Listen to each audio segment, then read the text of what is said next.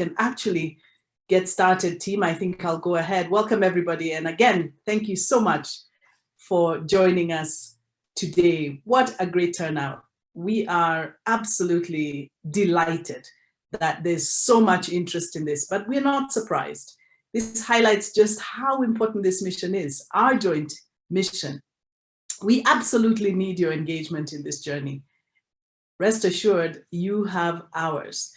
Now, as a research organization, the World Resources Institute cannot go without sharing some key facts that we need to know. You know this, but we have less than a decade to restore 100 million hectares of Africa's degraded and deforested land. This is something we have all been talking about, 65%. And this is one that actually, for me, is so important in a time of climate change. 65% of sub-Saharan Africa's land, especially arable land, is too damaged to support food production. That is extremely challenging given the extremes that we're going to see with climate change. This is exciting. Africa has the greatest, still does, the greatest restoration potential in the world. We can lead in showing how this is done. Now, monitoring and measuring how we are going to do this is a big part of how the World Resources Institute will be engaging going forward. And we do not know yet how far we've come with the restoration, because restoration has been going on, of course, but we know that we are far, far behind. Now, here's the truth. We need more. We need to do more implementation. We need to do it faster. And we definitely need it to be locally led. It is at the very grassroots where the real action will happen. That's why we are here today with you. At WRI, we remind ourselves all the time that it's time to start walking the talk. It's time to invest in local restoration champions, the entrepreneurs and project developers like all of you that are sinking their green thumbs into the soil, growing trees and activating value chains across this continent. That's all of you and the hundreds of people from across AFR 100 countries that are joining us today. We really are thrilled, proud of you, and I hope that this is but a signal of more to come. Since we released the RFP a week ago, we've received, I have to say, lots, I would say almost over 1,000 interests and questions and applications, and we are here today at your service. So first in this, I will stop talking and you'll hear from Bernadette, my dear colleague Bernadette Arakuye, and she leads WRI's contributions to AFR 100, and she will address all the details relating to the RFP process. And then we'll hear from two of our key partners, Peace Grace Muhizi, who's from One Tree Planted. We're grateful, Peace Grace, that you're here, and of course, Luni Libis from Realize Impact. And the Realize Impact will be the ones helping us get this investment into your hands. And finally, it will be your chance to pose questions to this RFP. Ask all the questions you have. And in the next 24 hours, there will be a frequent asked questions FAQ document posted on our website, or coming soon, much sooner than that. But use this time as well to post whatever questions you have. And as a matter of fact, start doing that now. Start organizing, putting your questions in the questions and answer section so we can look at them. This, I hope, will be the very first of many opportunities to kickstart AFR 100 at the grassroots during this UN decade focused to ecosystem restoration. I encourage you all to apply, spread the word, and let's together make this the generation that made the difference. I'm really excited, and I hope you are too. Bernadette, over to you. Thank you so much, Wanjira, for your energizing opening remarks. Let me share my screen.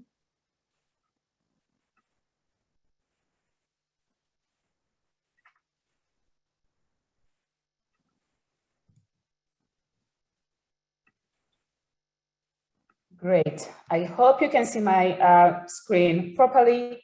Like Wanjira has said, my name is Bernadette Arakuye. I work for the World Resources Institute and I am based in Rwanda.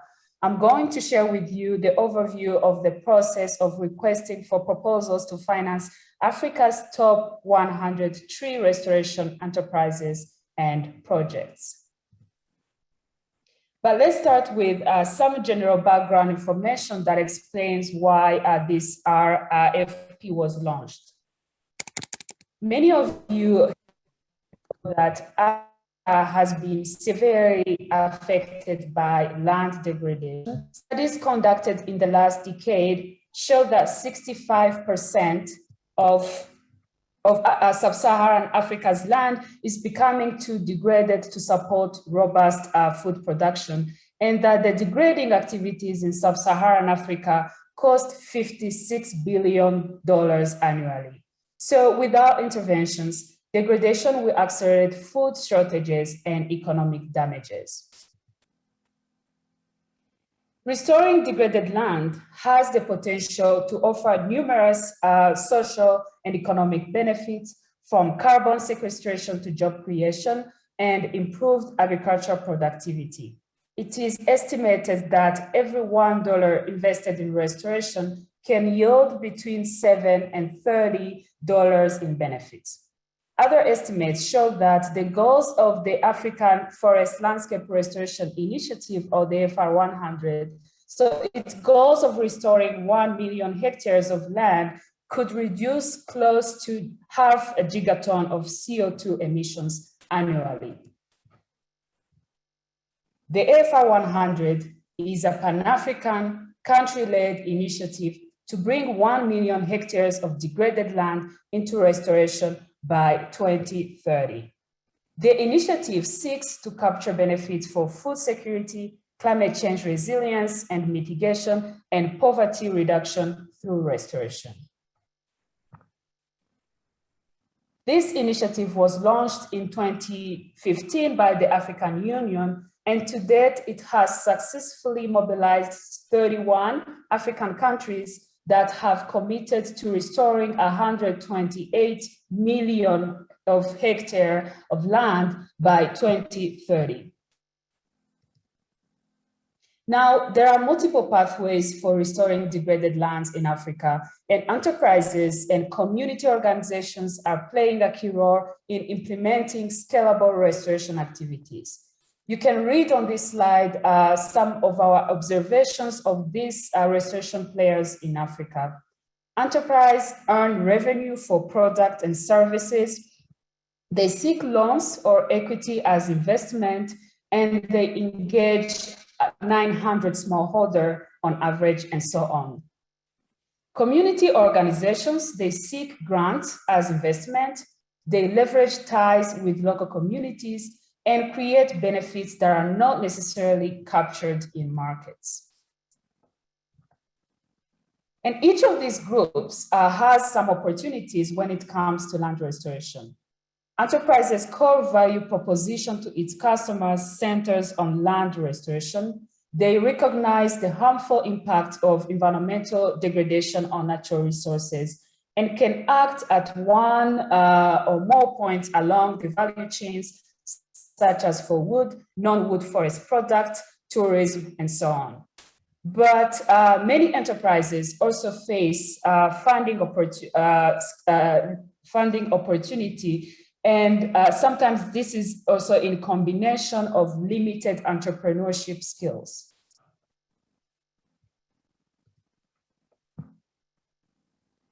For the community-based organization implementing restoration, the key to success is local involvement. There are many such organizations on the African continent that focus on native trees and engage closely the local communities, which ensures the maximization of climate mitigation and adaptation benefits of restoration. Similar to enterprises, these project developers also still lack funding.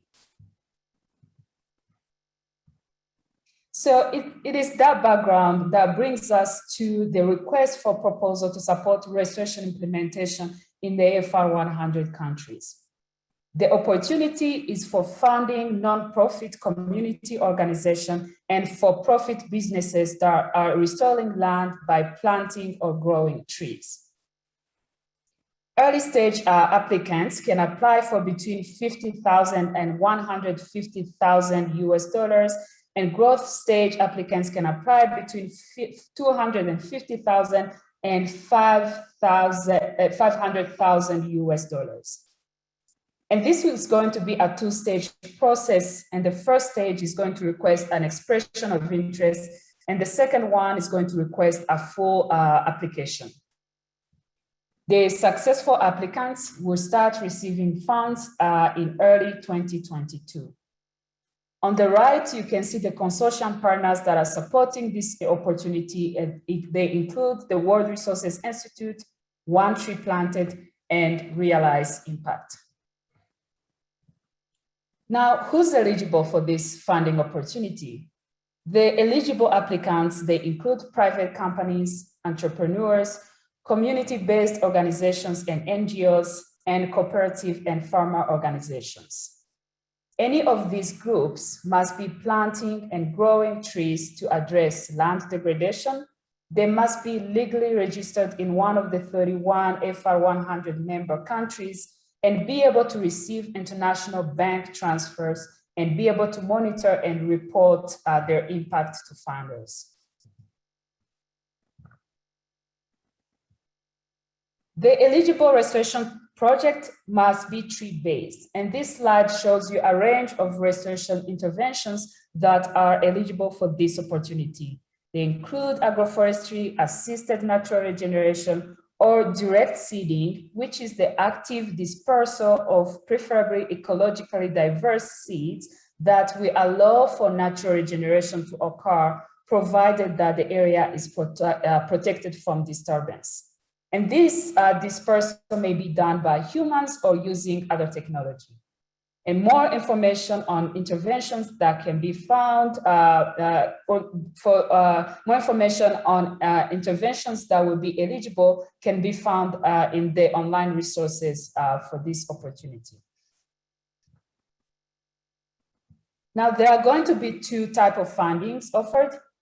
The grant finance will be for nonprofit projects, and this will be dispersed in 3 tranches at the start of the project, halfway through the project, and at the project completion. The debt finance will be for enterprises and will be made below the market rate loans. The loans will last between 3 and 10 years with repayments every quarter.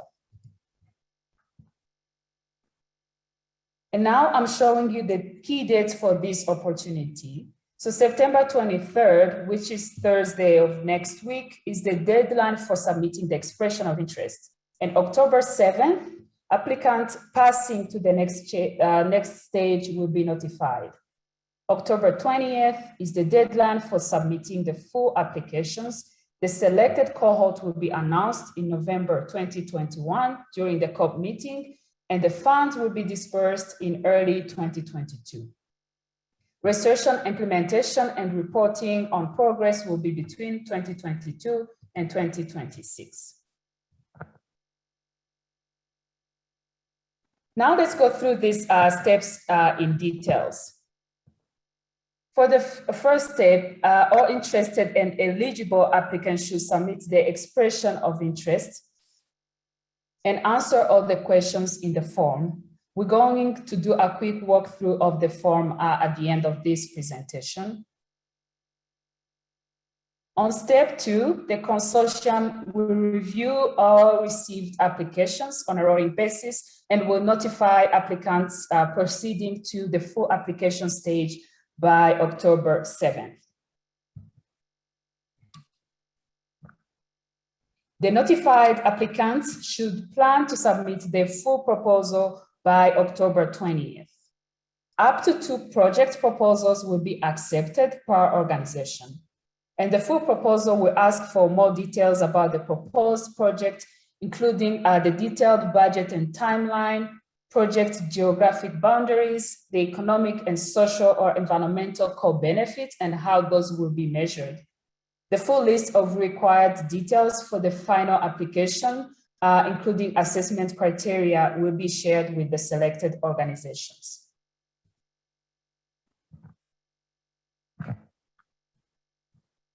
After receiving all final applications, the consortium and external advisors will select the top nonprofit and companies that will receive the funding. The members of the first cohort of the top 100 will be notified in early November. Short summaries of the project and cohort aggregate impact will be featured on the TerraMatch website and other communication products supported by consortium members. And the disbursement of funds through One Tree Planted and the Realized Impact institutions will begin in January 2022. The last but not the least important step is on monitoring and evaluation. Awardees will complete the baseline quarterly and final progress report through TerraMatch, focusing on these indicators and metrics: the number of trees grown or planted, hectares under restoration, the number of work hours generated, potential carbon benefits, and more. They will use remote sensing or field checks to monitor progress and other techniques for collecting data on socioeconomic indicators.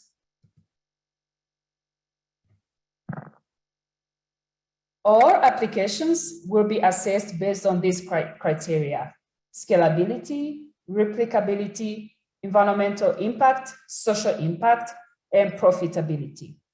As a reminder, all this information is available in the online resources for this funding opportunity. Now let's do a quick walkthrough of the question in the expression of interest. For those who may not know this, to access the request, let me go to the proper website.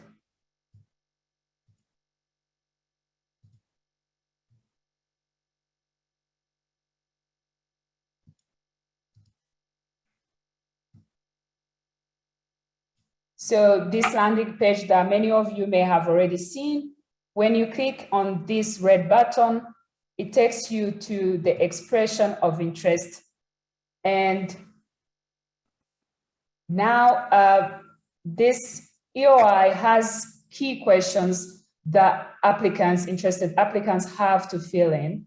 They include required questions that are marked with an asterisk and others that are optional. So questions include topics on organization or business name, key contact email, website link, which is optional, mission statement, organization address. All of this really available on this website, project country, restoration project type. And once you are done completing all these questions, you can click on the blue button to submit. I hope this is clear. And of course, do not hesitate to reach out to us, like Wanjira has mentioned, to ask us any questions that you may have.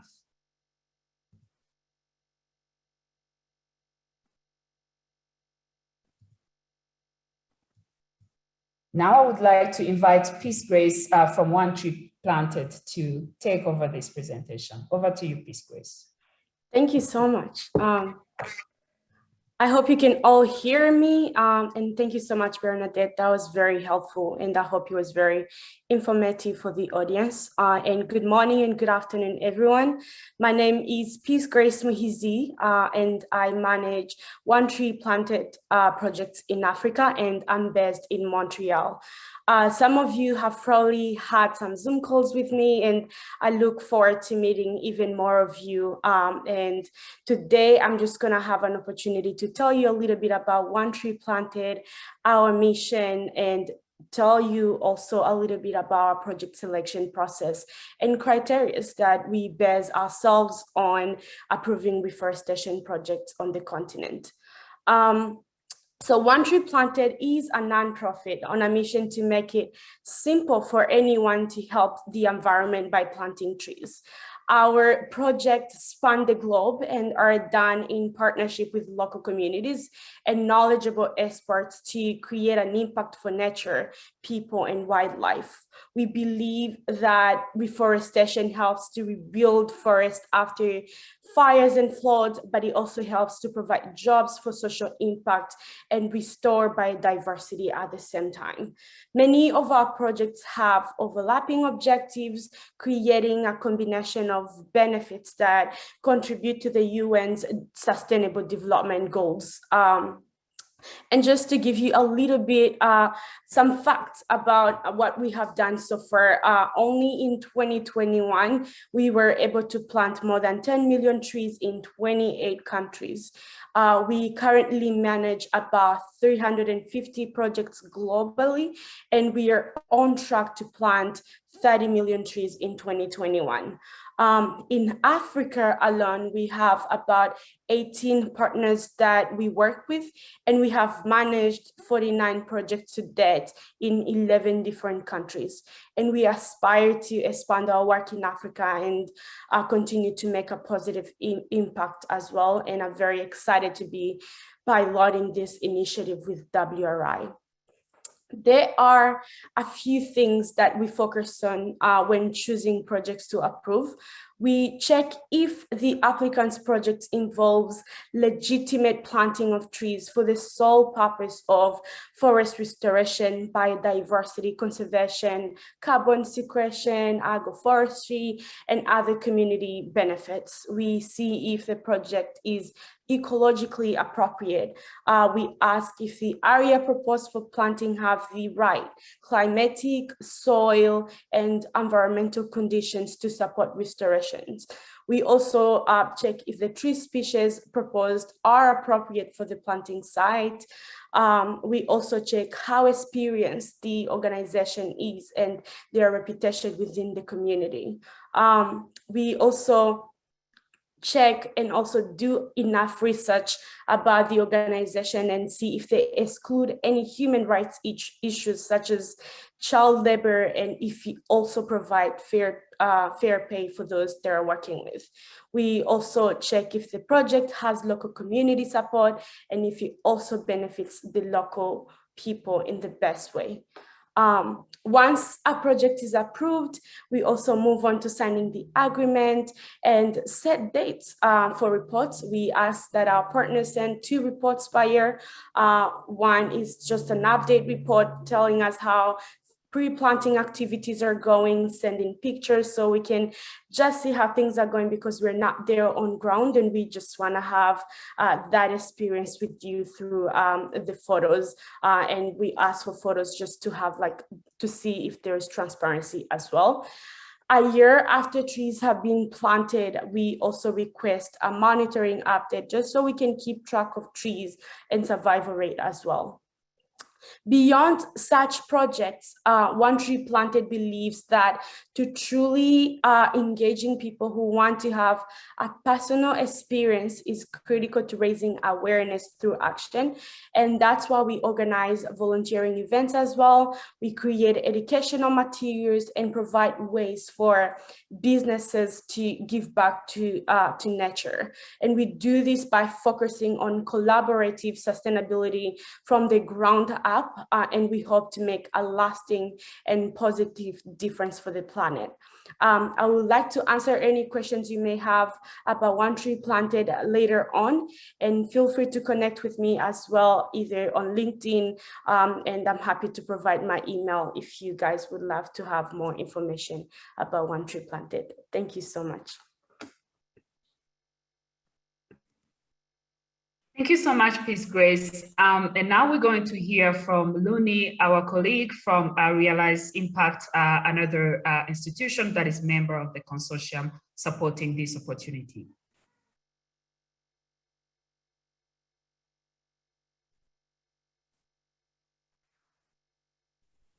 Entrepreneur turned teacher, an author, and investor. I'm the creator of Fledge, a global network of business accelerators, including the Land Accelerator Africa. Co-created that with WRI back in 2018. Last year, I spun out Africa Eats, a Pan-African investment holding company with 27 sustainable agribusinesses across Africa. Today, I'm here to explain the unique role of Realize Impact, my nonprofit. Realize Impact is an enthusiastic partner along with WRI and One Tree Planted in TerraFund. Through Realize Impact, we'll be converting philanthropic donations to impact investments in tree-based restoration businesses across Africa. Now, Realize Impact is not your ordinary nonprofit. We accept grants and gifts, but instead of turning around and making donations, we make impact investments. And we do this for a lot of different organizations. The TerraFund is a revolving loan fund, which means we'll be making a series of loans and we'll be expecting to be paid back. And then we'll make more loans from that same capital over and over again. These loans are going to be made to tree-based sustainable agriculture businesses across Africa. And we have a lot of experience doing that. We've done that in Fledge, we've done that in the Land Accelerator. And again, we've done that with Africa Eats. This just happens to be a map I had handy of 27 companies in 10 countries working with smallholder farmers, building the food supply chain across Africa. How we chose those companies is the same criteria we're using at the TerraFund. It's pretty simple. It starts out with team. First and foremost, you got to have a great team. You just can't build a successful business with one person. Secondly, we look at impact. And that doesn't just mean which impact we're working on, whether it's deforestation or hunger or malnutrition or poverty or anything else. It's also the scale of that impact. We much prefer, if we have a choice of two companies, we're going to pick the one that's at least national in scale, if not regional in scale. And then the rest of the criteria all boil down to what we call odds of success. This is all the typical things that investors look at in terms of the business plan and the financial model and the opportunity size and the complexity, how much money is needed and so forth, plus one more measure, and that's capital efficiency. This is a really simple metric. You take the last 12 months of revenues and you divide by the total amount of capital ever put into the company. That's it. In other words, if we gave you $1,000, how much would your revenues grow? Would they grow by $500, $1,000, $2,000, $5,000? We'll look at your historic efficiency. We'll look at your ask. How much money are you asking for and what's going to get used for and where's it going to go? And with that and all the other criteria, we'll decide the best place to put our money because we have a limited amount of money. Now, speaking of your ask, here's what you should keep in mind. We told you what we're looking for: team, impact, and odds of success. So when you fill out your application, keep those criteria in mind. Think about whether those answers are showcasing what you do in the best light possible. Iterate on those answers a few times. And lastly, when you get to that question that asks, how much money do you need? Be reasonable. And what do we mean by reasonable? Well, that number needs to match the scale of your business. It doesn't really matter what your aspirations are. You might want to have $1 million a year business, but if you only did $50,000 last year, you can't be asking for $500,000 or $600,000 or $1 million. The general rule of thumb is that lenders will give you the last 12 months of revenue as a new loan. So if you did $50,000 last year, your ask should be around $50,000. If you did $100,000 last year, it should be around $100,000. If you did $250,000 last year, it can be $250,000. That's a reasonable scale. But also, you have to show what you're going to do with the money, and the money that you're asking for has to get put to use in the next 12 months. You just can't ask for enough money to go and build your company for the next 2 or 3 years. And lastly, remember, when you're asking for money, you are competing with every other company that's raising money. And how many companies is that? Well, we don't know. We just know it's a lot. What we do know is at the Land Accelerator Africa in 2021, we received over 1,300 applications. And this fund is not going to have enough money to fund 1,300 companies. And this is why I say, iterate on your answers, make them as good as they can be, because we want to help you. But we have a limited amount of capital. And so we're going to use our criteria, especially that capital efficiency, to put that money to use in the most efficient way possible so we can make the money back and put it back into more companies later. And that's it. If you have any questions, you can reach me at realizeimpact.org.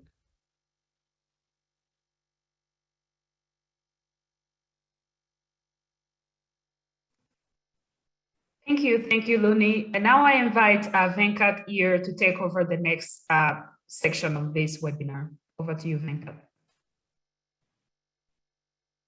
Thank you very much, Bernadette. And if I would ask all our panelists to unmute and keep yourself muted, but get yourself on video, please. So my name is Venkat Iyer. I'm the Manager of Restoration Finance at WRI, the Global Restoration Initiative. And we have a bunch of panelists here today to help answer some questions. We have Sean Devitt, who's the Director of the Global Restoration Initiative, Aaron Minnick, our TerraMatch Manager, Tao Martin, who's our Monitoring Manager. We have a few others as well, Amanda Gant, who's part of our Land Accelerator. We have Bernadette, who will also be answering some questions. She's our Monitoring Associate for AFR 100.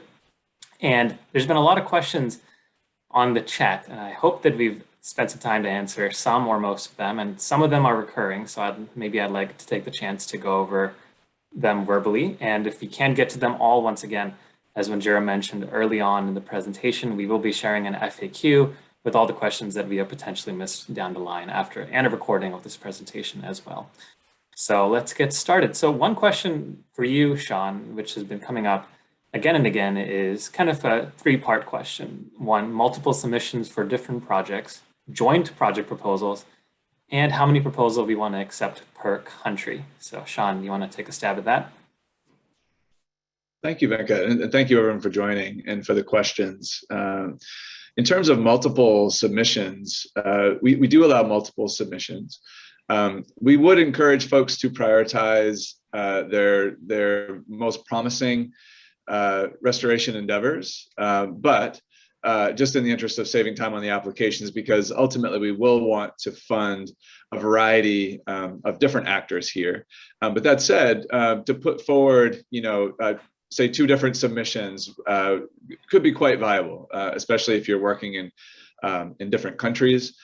Do feel free to bundle more than one project area into a project as well, which would be fine. I've seen a lot of questions about joint applications. As Venkat mentioned, yes, joint applications are desirable and encouraged. We like collaboration. At the same time, we do require a lead applicant. So please do clarify who the lead applicant is, and then clarify, how those partners would then be engaged. And your third question, Venkat? The third one was on how many proposals we want to accept per target country. Per country, yeah. So we don't have a fixed target or cap per country.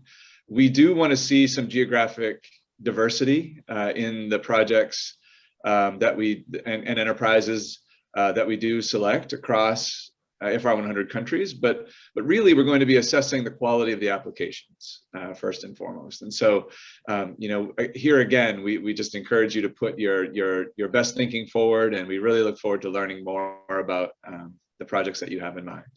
Thanks, Venkat.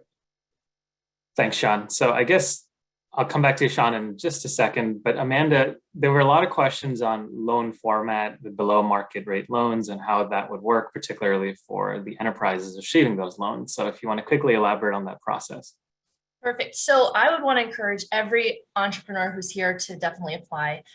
Think about your journey, think about the lenders or investors you've come across before, and none of them have been focusing on tree-based businesses the way that this opportunity is now. So you should definitely apply. As far as the actual rates and terms, we are designing this program to be below market rates, but as this program is offering loans across many different countries and geographies, that may vary based on the country that you're in, but I would expect you to find the rates and terms very favorable compared to what you might have seen on your market there in your country.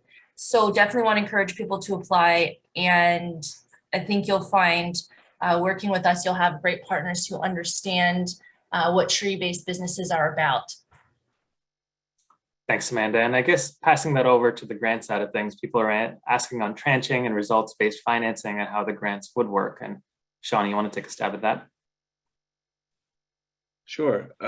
Yes, this will be upfront financing. So this is not results-based finance. So you would receive the money ahead of, your planting season, ahead of your land preparation, your nursery establishment, et cetera, your assisted natural regeneration, which we also encourage.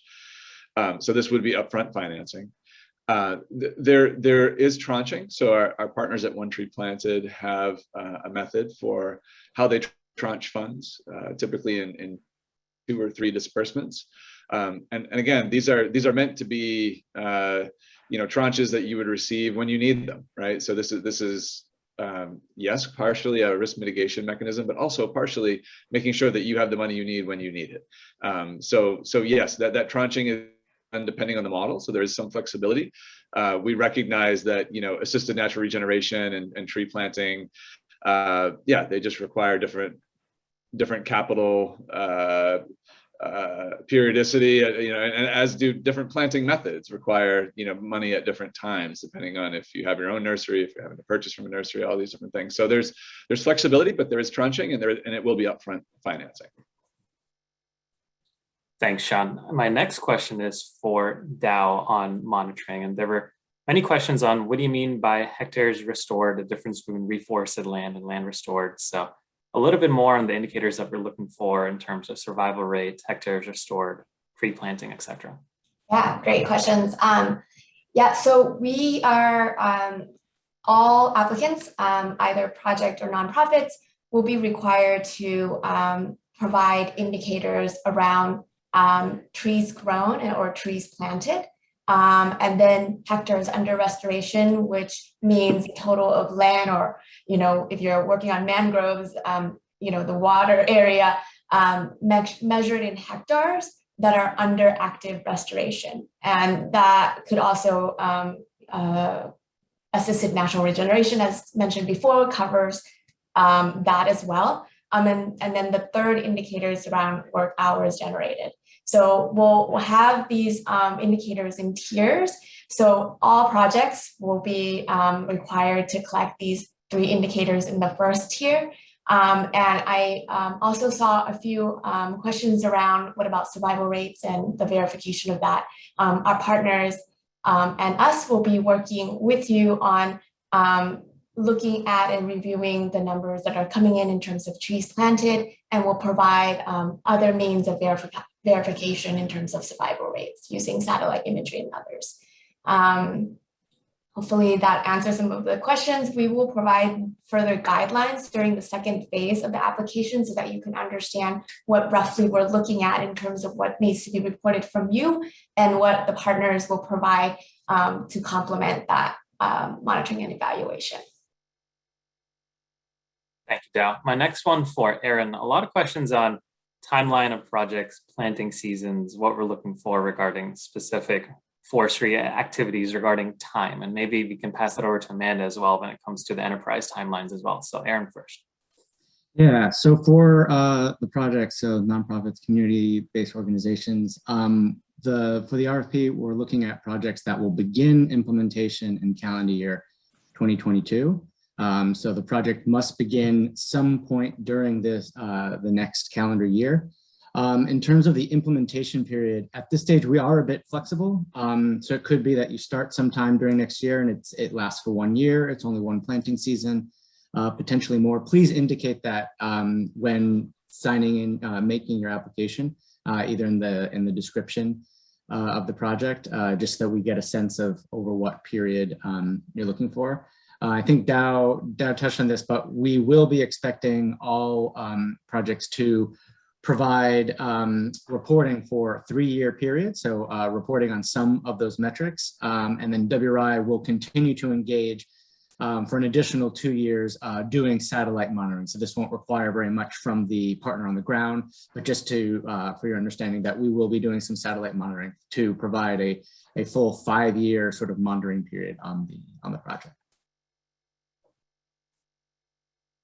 Thanks, Aaron. And for the companies who might be here listening, the timeline that you should imagine when you're applying is imagine that you're getting financing that's going to help your company for the next year. So as Looney mentioned in his video, we're not trying to fund your company forever because that's not the way financing works. And the other thing that I would note for companies is that we definitely are looking at companies that have been in existence, have been serving the market in some way or another. So one of the questions came up, can startups apply? If you haven't served the market, you're not going to make the cut.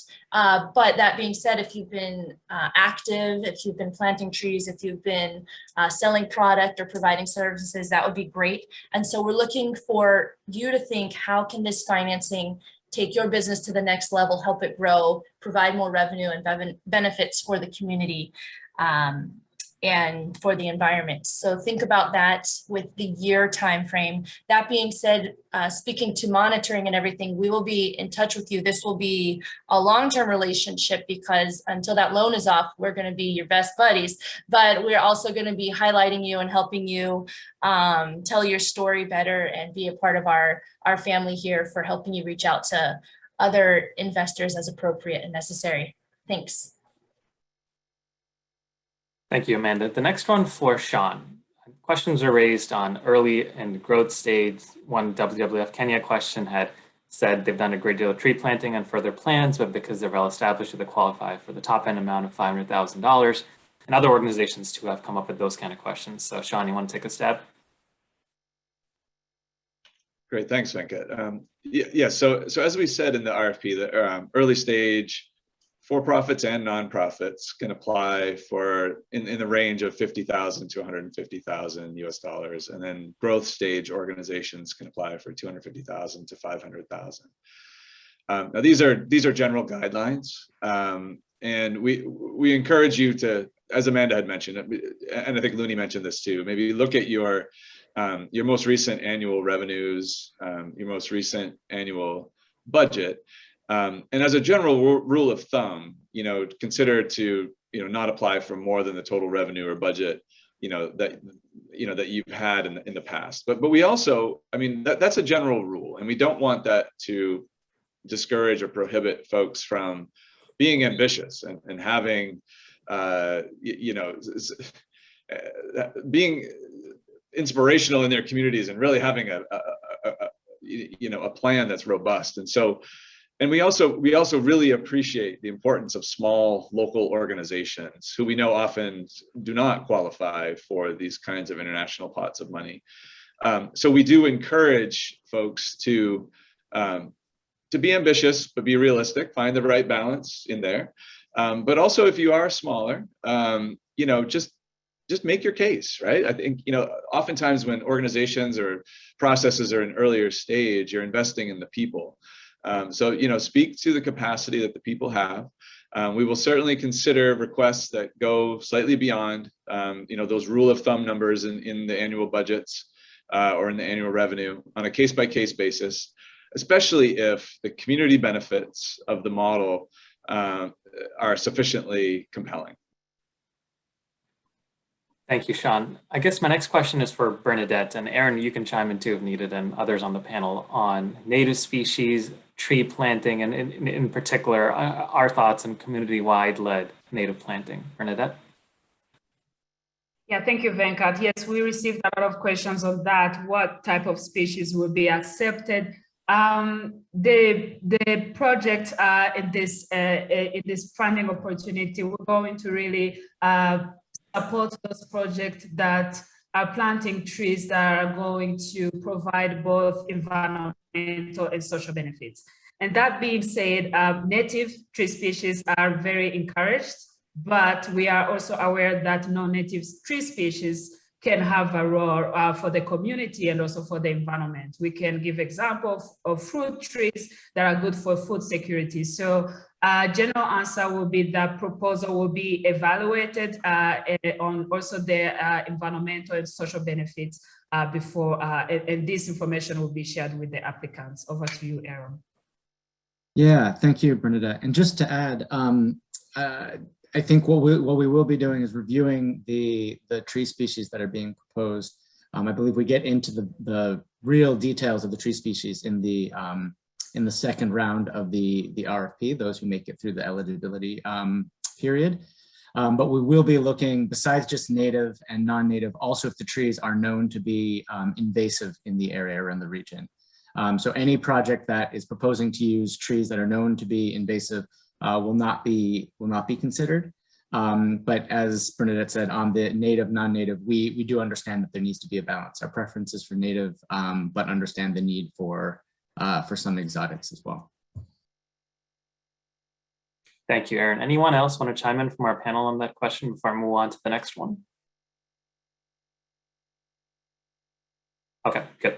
So my next one is for Dow, and that's, do we support urban greening activities or any rural greening? So just a little bit of clarification between our urban focus as well as our kind of community rural level focus. So urban or rural greening is the question? Yes. I think on the application, if you review the RFP, we're really talking about any projects that really put trees and really increase the number of trees on the ground. So depending on the landscape and the needs of the landscape, your plan should describe that need and how it benefits either the people, their livelihoods, or kind of ecosystem services around the area. So does not matter the location, more so that you're increasing trees on the ground and that it benefits the land and people around it. Thank you, Dow. The next one I can take very quickly. Is there co-financing needed or required for these projects? Short answer is no. You don't necessarily have to have co-financing. Would we like to see it? Sure. I think the more partners and conglomerates we can see within our applications, the better. Well, I've got one for Sean, which is, what is the difference? I mean, this is kind of a nuanced question, but loans and grants and private sector organization and nonprofit, and why we're specifically doing loans for enterprises and grants for nonprofits, and can we switch them or vice versa? So Sean? Yes, it's a very good question. So whether you are a for-profit or a nonprofit organization or a cooperative, or that's a legal definition. You have a legal registration, right? And that's one of the things that we would like to understand is, what is your legal registration? As a general rule, we would expect that for-profit enterprises are employing a model that involves a financial return. We also understand trees have to grow, takes time, right? So, but with that capturable private benefit, we would like to provide a loan. For a nonprofit, we realize that more often than not, you're generating a public good, right? And you do not have those capturable private benefits. So as a rule, we would foresee then a grant being the most appropriate financial instrument. That said, there will be some cases where the opposite may be true. You may be a for-profit company that is planting trees as something that you want to do as part of a CSR program, or as part of you're a social enterprise, right? And one of your social goals and environmental goals is to plant trees. And in that case, we will, on a case-by-case basis, look at the model and say, okay, we understand the legal entity is actually a for-profit, but the model and the project is generating a public good, and so we would consider a grant.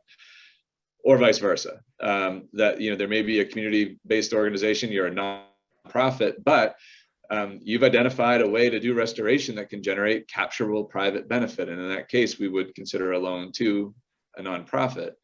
There may also be some mixed models where there are both things happening. There's some public goods going on.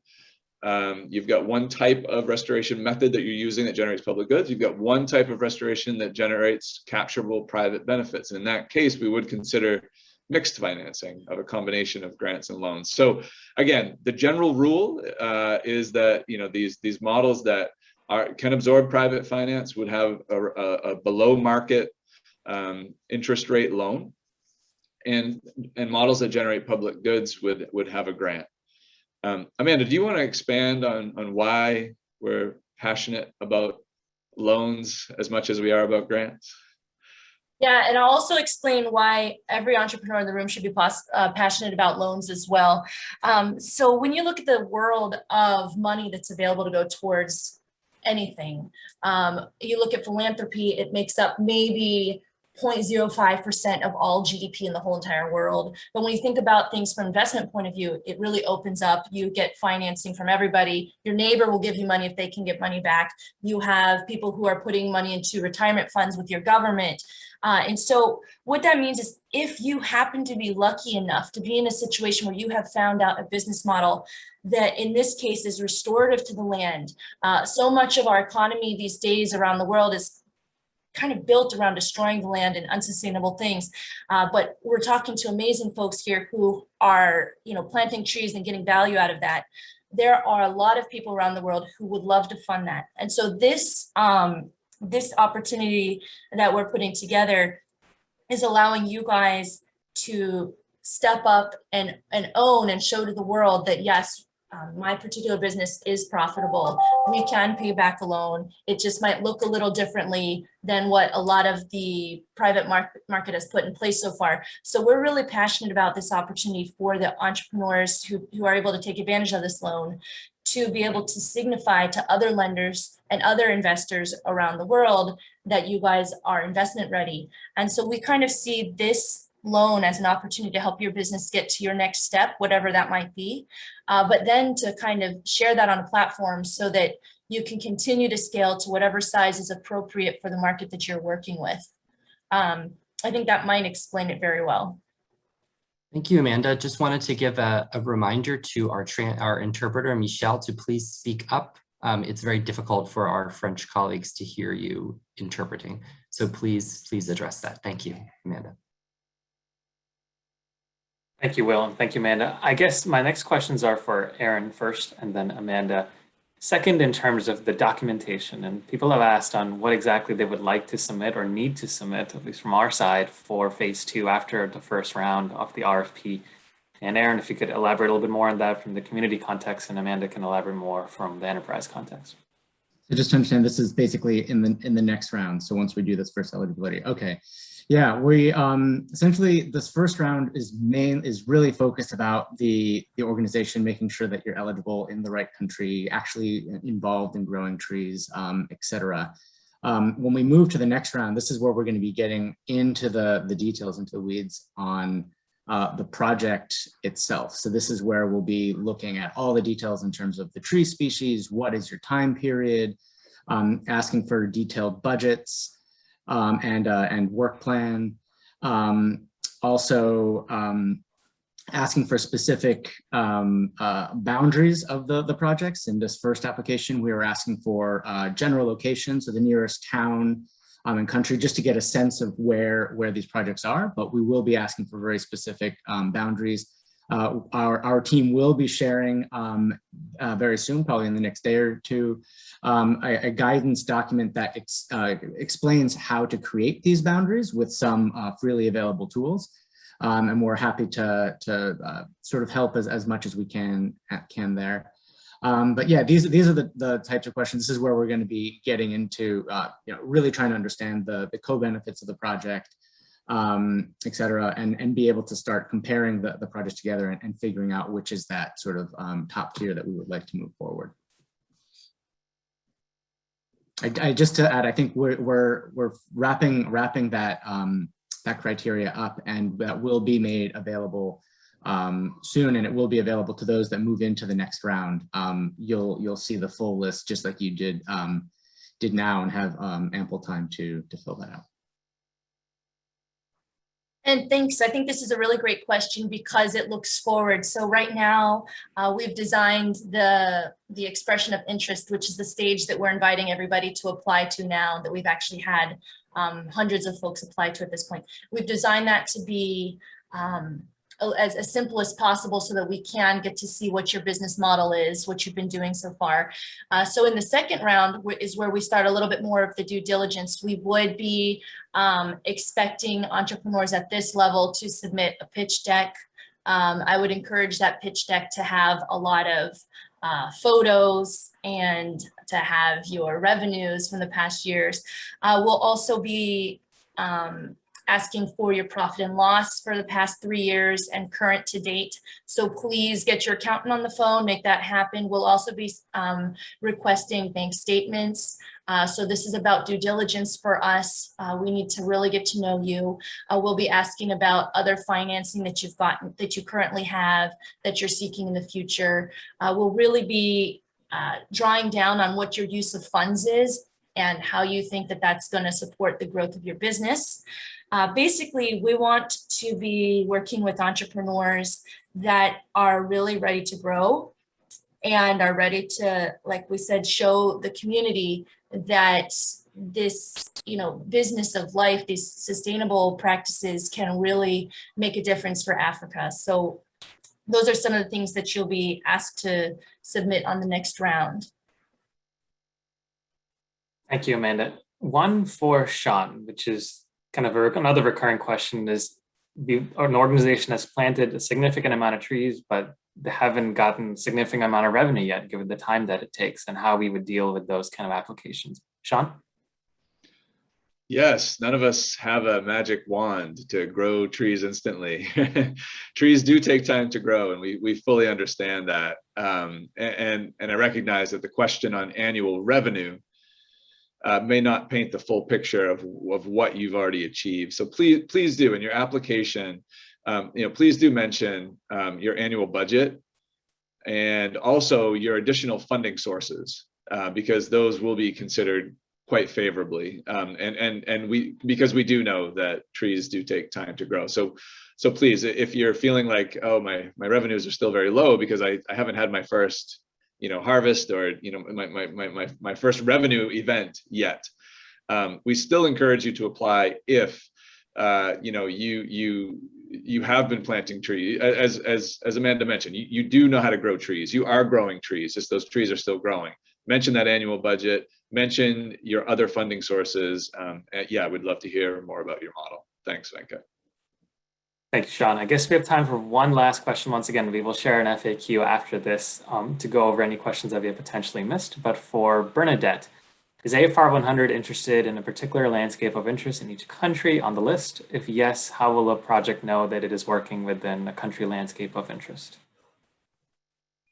Great question. So yeah, there are no pre-selected landscape within the AFR 100 countries. The key criteria at the moment is those AFR 31 AFR 100 country members. They are eligible for this funding opportunity. But then keeping in mind that this opportunity is going to support tree growing and tree planting, we are also going to consider those restoration projects that are proposing to put trees in areas that are ecologically appropriate for trees. So if proposals are advancing putting trees in grasslands, that will not be appropriate, as an example. So no pre-selected landscape, has to be within AFR 100 countries and has to still be environmentally sound. Thank you, Venkat. Thank you, Bernadette. And I guess I will pass it over to you once again. We have our last minute, and we wanted to thank everybody for attending, and we wanted to close with Bernadette with a couple of closing remarks. And once again, we'll share the FAQ later on and a recording of this webinar for everyone interested. Bernadette, over to you. No, thank you, Venkat, and thank you to our esteemed panelists for handling the questions really well. Thank you to everyone who has joined this webinar for all the questions that you have asked us. I noticed some asking whether more questions will be answered. Yes, we'll try to answer those, but like Venkat has mentioned and others have mentioned, we are going to also share frequently asked questions for your references, moving forward. We are excited about this opportunity and we look forward to receiving your applications. Thank you very much.